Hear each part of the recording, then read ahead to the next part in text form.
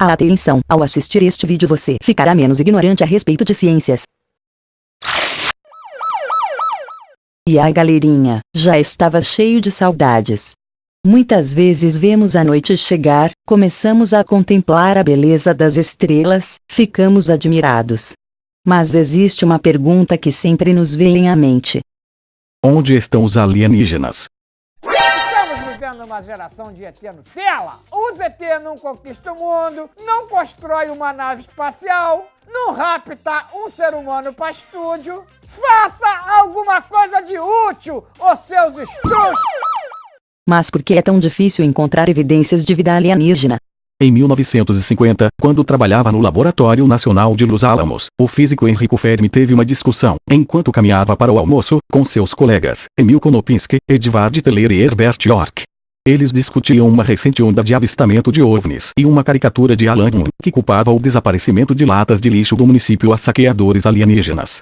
A conversa mudou para outros assuntos até o almoço, quando Fermi teria exclamado de repente: "Onde eles estão? Onde está todo mundo?"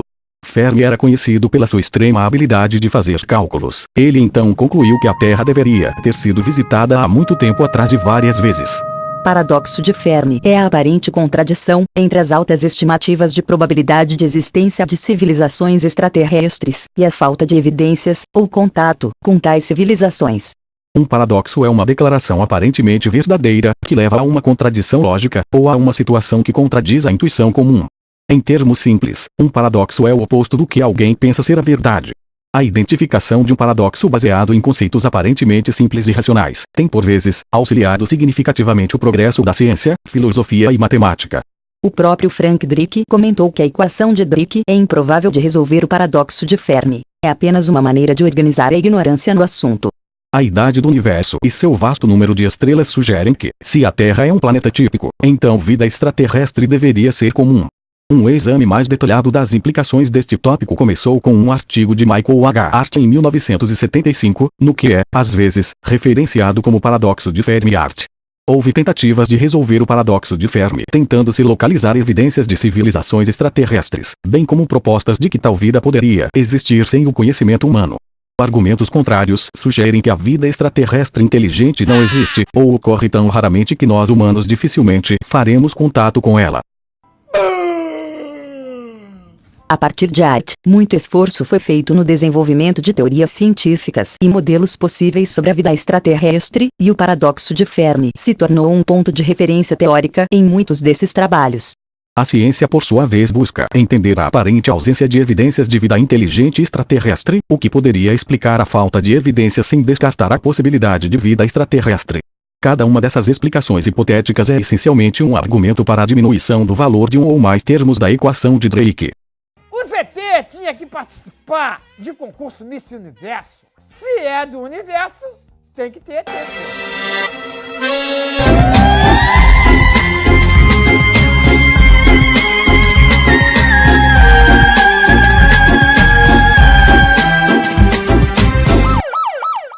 A primeira hipótese é que existem poucas civilizações atualmente no universo, e entre elas, a possibilidade de que a humanidade é a única civilização da galáxia.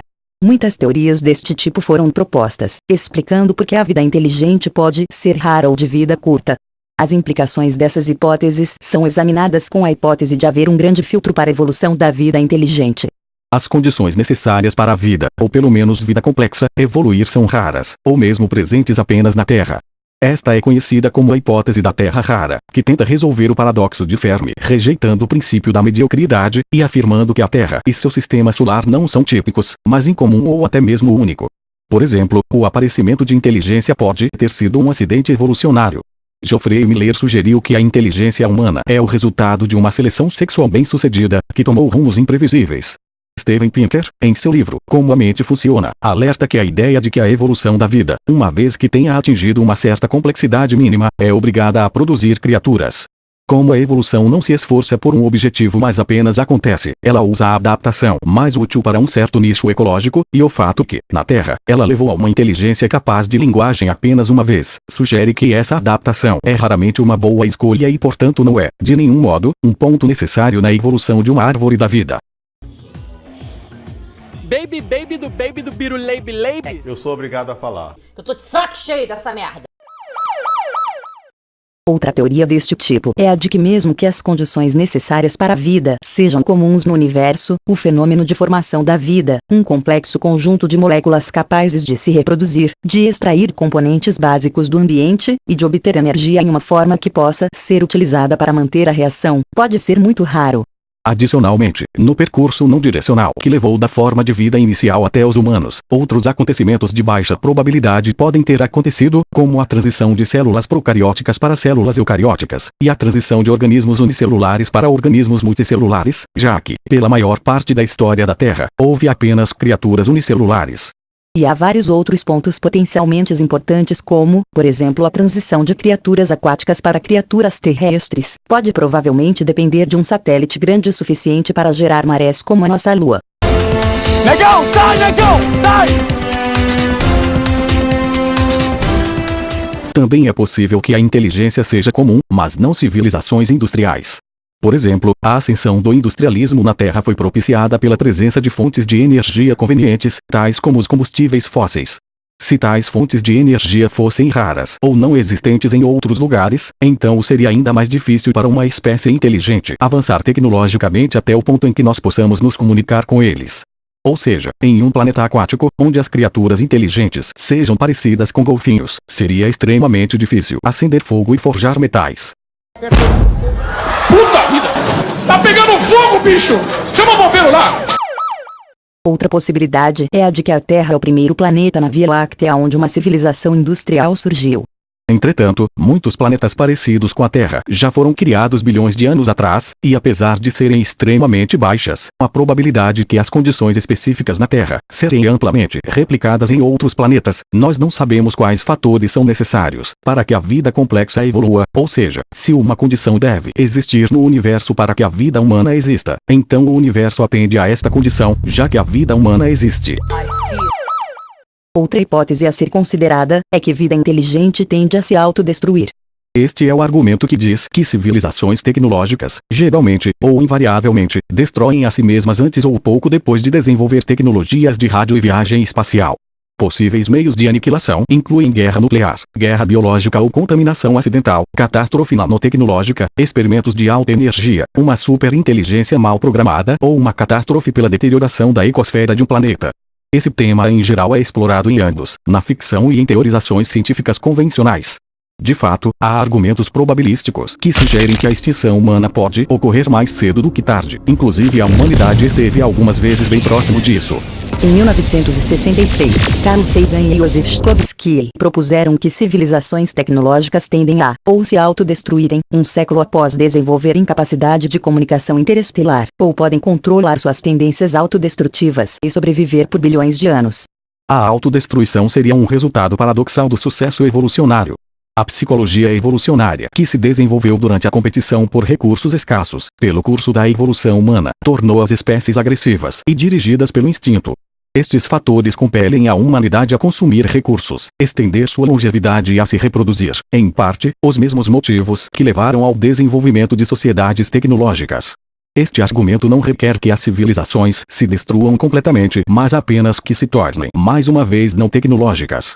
Em outras palavras, a espécie poderia persistir e até mesmo prosperar de acordo com padrões evolucionários, que têm como único objetivo gerar descendência, e não o progresso, seja em termos tecnológicos ou mesmo de inteligência.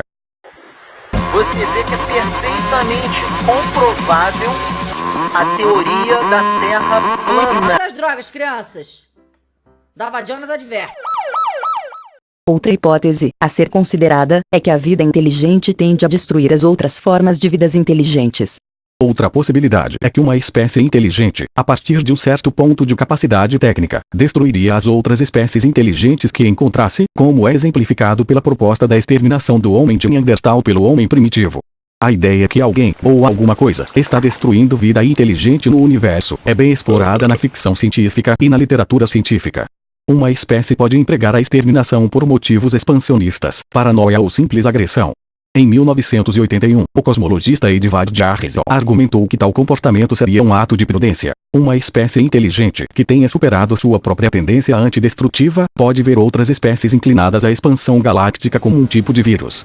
Também foi proposto que uma espécie alienígena bem-sucedida seria um superpredador, como é o Homo sapiens. Hasta la vista, baby. Mas se civilizações alienígenas existem, mas nós que não somos capazes de vermos as evidências, Civilizações inteligentes estão muito separadas, no espaço ou no tempo. Pode ser que civilizações alienígenas tecnologicamente capazes existam, mas estejam muito distantes uma da outra para qualquer comunicação significativa. Se duas civilizações estão separadas por vários anos-luz de distância, é possível que uma delas, ou ambas as culturas, se torne extintas antes que qualquer diálogo significativo seja estabelecido. teorias deste tipo dizem que civilizações tecnológicas extraterrestres existem, mas os humanos não conseguem se comunicar com elas, devido a diversas restrições, como problemas de escala ou de tecnologia, porque elas não querem se comunicar, ou porque sua natureza é muito diferente da nossa, para permitir qualquer comunicação significativa, ou até mesmo para ser reconhecida como tecnologia. Nessa linha de raciocínio, podemos considerar que comunicação é impossível devido a problemas de escala. Também é possível que evidências arqueológicas de civilizações passadas possam ser detectadas através de uma exploração espacial mais profunda, principalmente se eles deixarem para trás estruturas grandes, como as esferas de Dyson, uma megaestrutura que captaria grande parte da energia de uma estrela. O problema da distância pode reduzir muito a janela de oportunidade para detecção ou contato.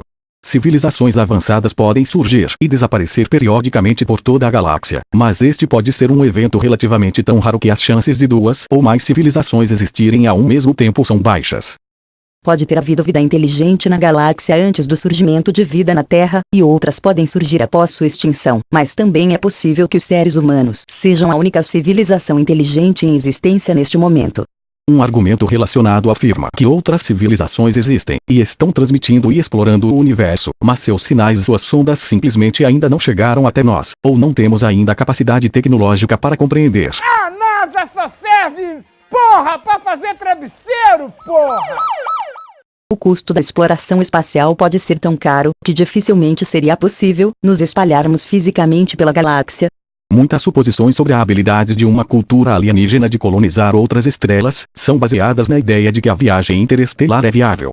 Enquanto o entendimento atual das leis da física descarta a possibilidade de viagem mais rápida que a luz, não há nenhuma grande barreira teórica contra a construção de naves interestelares lentas.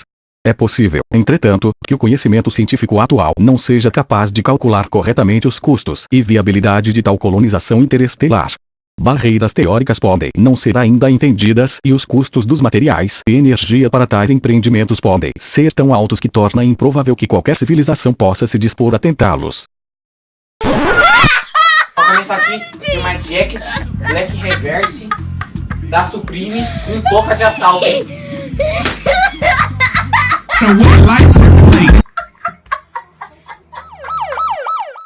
Mas e se os seres humanos não procuraram por tempo suficiente a existência de vida extraterrestre? A capacidade da humanidade de detectar e compreender vida extraterrestre inteligente existiu por apenas um curto período de tempo, de 1937 em diante, se a invenção do radiotelescópio for considerada como a linha divisória. Além disso, a espécie humana, Homo sapiens, é geologicamente recente. Todo o período da existência humana até hoje, em torno de 200 mil anos, é um período de tempo muito curto em uma escala cosmológica. Enquanto que as transmissões de rádio só começaram a se propagar a partir de 1895. Assim, é possível que os seres humanos não tenham procurado por tempo suficiente para encontrar outras civilizações, nem tenham estado em existência por tempo suficiente para serem encontrados. Há 1 milhão de anos atrás, não havia nenhum Homo sapiens para um emissário alienígena encontrar, e quanto mais tempo atrás se considera, cada vez havia menos indicações de que uma forma de vida inteligente se desenvolveria na Terra. Em um universo grande e já antigo, uma espécie alienígena poderia ter muitos planetas mais promissores para visitar e revisitar. Mesmo que emissários alienígenas tenham visitado a Terra em tempos recentes, eles podem ter sido interpretados por culturas humanas primitivas como sendo entidades sobrenaturais. Outras teorias ainda dizem que a vida extraterrestre não pode ser encontrada devido a limitações em nossas tecnologias atuais e que, caso haja melhorias significativas nas mesmas, o trabalho seria facilitado. Mas afinal, quais seriam essas limitações e suas consequências? Os programas de busca do SETI são baseados em algumas suposições que podem fazer os pesquisadores perderem sinais que estão presentes. As buscas de rádio, por exemplo, não seriam capazes de captar feixes de dados altamente comprimidos, que seriam praticamente indistinguíveis de ruído branco para alguém que não entenda o algoritmo de compressão usado. Extraterrestres também poderiam usar frequências que cientistas pensem ser improváveis de carregar sinal, ou frequências que não consigam penetrar na nossa atmosfera, ou mesmo estratégias de modulação que não estão sendo pesquisadas. Os sinais poderiam estar em uma taxa de dados muito rápida para nossos aparelhos eletrônicos manipularem ou muito lentas para serem reconhecidas como tentativas de comunicação.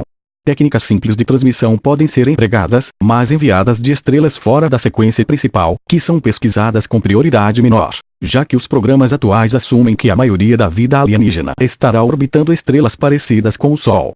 O maior problema é o tamanho da área que precisaria ser analisada, abrangendo todo o universo visível, a quantia limitada de recursos usados para buscas, e a sensibilidade dos instrumentos modernos.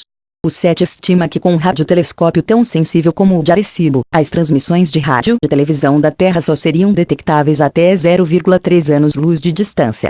Claramente detectar uma civilização alienígena, no mesmo nível que a da Terra, seria difícil.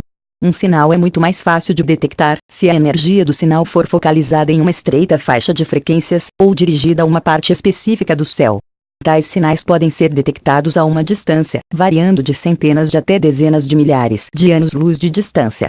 Isso significa que um detector deve ouvir um intervalo apropriado de frequências, e estar na região do espaço para onde o sinal está sendo enviado. Para detectar civilizações alienígenas através de emissões de rádio, observadores da Terra precisam de aparelhos mais sensíveis ou a coincidência de alguns eventos casuais. Que as emissões de rádio alienígenas sejam muito mais fortes que a nossa. Que as buscas do SETI estejam procurando nas frequências e regiões certas do céu. Ou que alienígenas enviem transmissões focalizadas, como as de Arecibo, para nossa direção.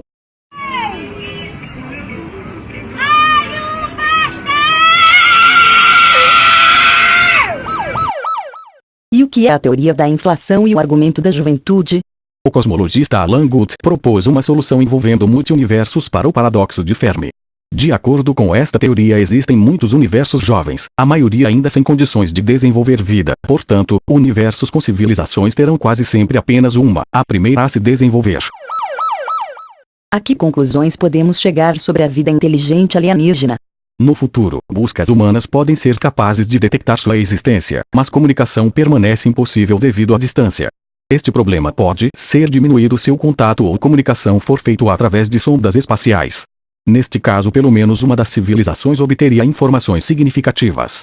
Mas também não temos certeza que isso seria uma boa ideia. Alternativamente, pode acontecer de uma civilização simplesmente transmitir seu conhecimento e deixar a cabo do receptor interpretar as mensagens, de maneira similar à transmissão de informações de civilizações antigas para o presente, já que a humanidade empreendeu atividades similares, como a mensagem de Arecibo, que transmitiu informações sobre a espécie humana mesmo que a humanidade nunca receba uma resposta. Mesmo que a viagem interestelar e colonização sejam possíveis, eles podem ser difíceis, levando a um modelo de colonização baseado na teoria da percolação. Esforços de colonização podem não ocorrer como uma corrida imparável, mas sim como uma tendência desigual para se expandir, com uma eventual desaceleração e finalização do esforço, dados enormes custos envolvidos e o fato que as colônias vão inevitavelmente desenvolver uma cultura e civilização própria. Deste modo, a colonização aconteceria em agrupamentos, com a presença em grandes áreas e áreas não colonizadas ao mesmo tempo. Dirigindo meu carro, eu vou atrás, dirigindo meu carro, sinal vermelho, parou. Um argumento similar afirma que a viagem interestelar pode ser possível, mas é muito mais cara do que comunicação interestelar. Além disso, para uma civilização avançada, a viagem poderia ser substituída por comunicação, através de upload de mente e outras tecnologias similares. Portanto, uma civilização pode até explorar fisicamente, ou colonizar a galáxia, mas pode ser que é mais barato, rápido e fácil viajar e conseguir informações contactando civilizações já existentes, ao invés de explorar fisicamente ou colonizar a galáxia eles próprios.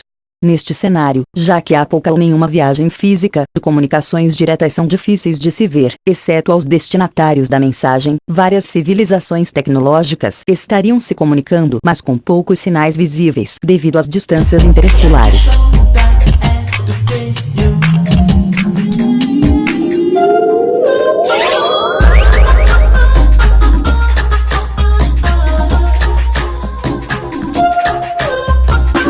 Mas devemos nos lembrar que uma coisa é certa, a nossa Terra, o nosso planeta é finito, assim como o Sol irá se tornar uma gigante vermelha, impossibilitando que continuemos a habitar este sistema solar, ou seremos extintos mais cedo ou mais tarde, ou procuramos um meio de sobrevivência da espécie, seja ele explorando o espaço fisicamente ou por máquinas construídas por nossos descendentes, que permitam a continuidade da evolução humana.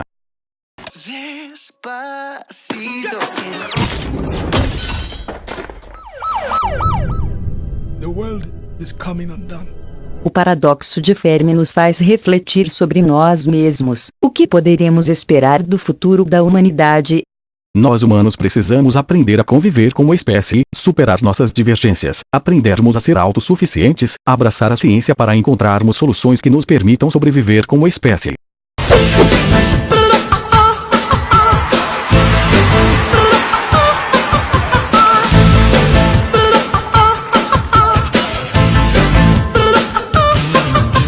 Temos que nos esforçar para deixar um mundo melhor para as futuras gerações. Deixe o seu like e se inscreva no canal. Vocês são foda.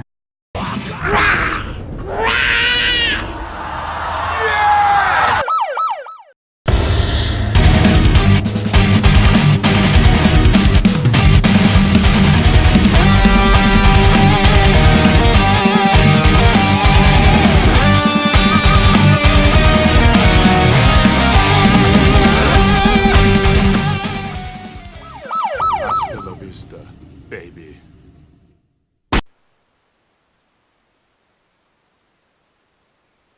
Alô, Marte, vocês estão me ouvindo?